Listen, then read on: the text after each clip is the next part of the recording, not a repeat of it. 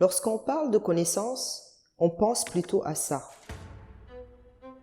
Mais plus spécifiquement, c'est le savoir que nous acquérons, soit par l'expérience ou la transmission. Idem pour une organisation.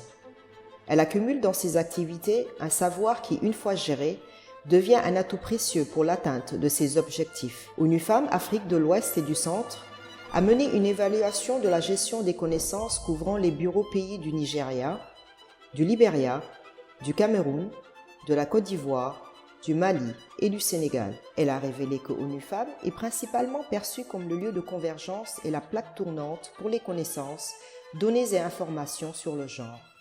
Mais l'accès à ces informations reste difficile. Par exemple, l'évaluation a montré que les produits du savoir sont produits principalement en anglais, alors que nous n'avons que 3 bureaux pays qui sont anglophones, qui sont le Nigeria, le Libéria et la Sierra Leone. In Senegal, we came across a program that was translating some of the documents, not everything, into the local dialects, and that meant that they could get feedback from the community level back to their programming, and that meant that the lessons learned were continuously being circulated. De plus, les messages utilisés sont parfois complexes et pas forcément adaptés au public. Les bureaux pays d'UNIFAM Afrique de l'Ouest et du Centre devraient donc traduire leurs produits de connaissances et étendre quelques pratiques originales jugées avantageuses dans la région, comme les initiatives Café Genre, Peace Huts, Centres de ressources sur le genre, Gender Knowledge Centers et autres coins du genre dont vous verrez les liens en description de la vidéo. Mais aussi, veillez à ce que son site web soit régulièrement mis à jour en anglais et en français avec un contenu spécifique au contexte. Et l'évaluation a révélé qu'il y a aussi d'autres améliorations à apporter en interne. L'un des constats de cette évaluation, c'est que UNIFAM dispose d'une multitude de plateformes de disponibilisation des données. Cela devrait se traduire par une bonne gestion des connaissances. En réalité, ce qui a été constaté, c'est que ces plateformes-là ne sont pas très coordonnées et elles ne sont pas bien appropriées par le staff. When we have staff who talk about having to work with over 40 different digital platforms for knowledge management, that for me has remained a huge takeaway because quite a number of them did say that indeed that was a huge barrier for them.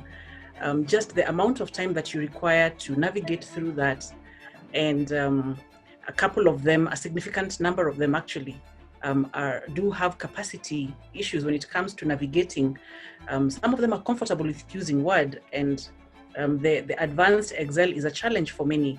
So when it comes to digital systems, then that for me stood out as a significant aspect. So how I would look at it is UN Women has made a huge investment in these digital platforms, but it is crucial.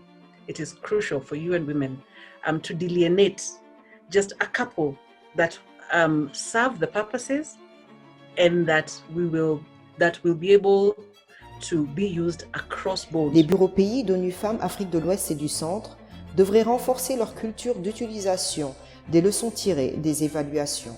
Let it be put in their job description. Let knowledge management be in their job description so that I know at the end of the day, I need to produce 2, 3 knowledge management products.